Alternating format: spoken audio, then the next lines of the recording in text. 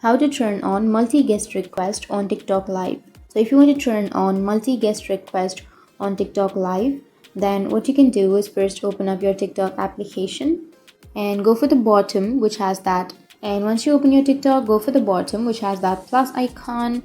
Tap on the plus or the creator, and then here you can swipe right side, and here you may have a live option, right? So you can simply go for your live and you can start your live. But for now I don't have much followers, so I can't go live on TikTok. But if you have that live option, tap on live and go live on TikTok. And once you're on your live on your TikTok, you will have guest option on the bottom left of your screen. Simply tap on the guest option, and then you will have settings icon on the upper right.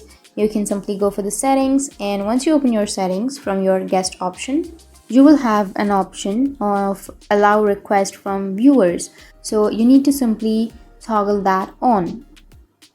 And once you toggle that option which says allow request from viewers, then you will turn on your multi-guest request on TikTok Live. So that's how you can turn on your multi-guest request. And if you have any questions, feel free to comment below. Thanks for watching.